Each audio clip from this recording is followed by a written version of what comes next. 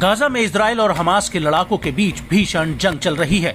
एक तरफ Israeli air force जमीन, आसमान और समुद्र से गाजा में लगातार आग बरसा रही है, तो वहीं दूसरी तरफ हमास के लड़ाके गाजा में खंडर पड़ी इमारतों में छिपकर आईडीएफ को निशाना बना रहे हैं।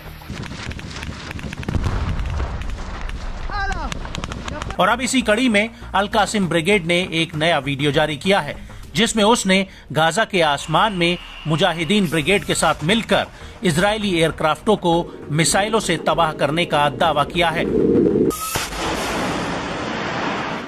वीडियो में साफ दिख रहा है कि कैसे अल कासिम ब्रिगेड के लड़ाके लगातार इजरायली एयरक्राफ्ट्स और ड्रोन को सैम 7 मिसाइलों से निशाना बना रहे हैं।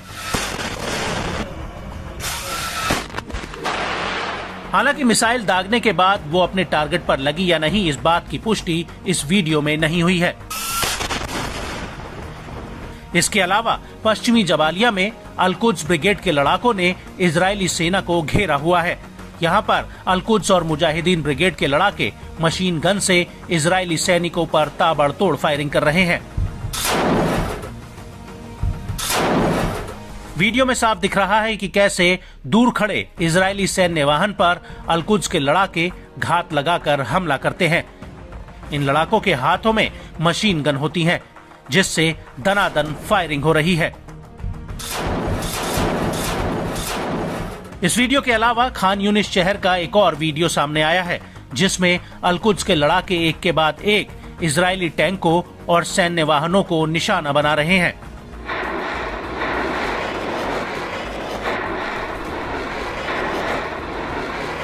आगे इस वीडियो में इजराइल के 3 सैनिक दूर खड़े दिख रहे हैं, जिन पर अल कुद्स के लड़ाके हमले कर रहे हैं।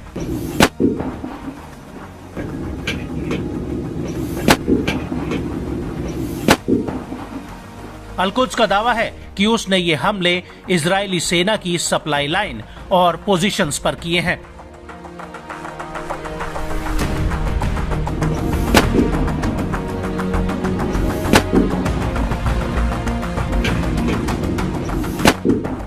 अल कुद्स ब्रिगेड का दावा है कि इन हमलों में उसने इजरायली सेना के 15 अधिकारियों और सैनिकों को निशाना बनाया है, जो एक घर में पनाह लिए हुए थे।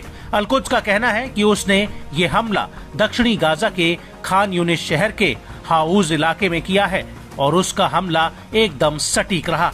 यहाँ तक कि उसके लड़ाकों ने इजरायली सैनिकों के चीखने चिल्लाने की आवाजें तक सुनी है।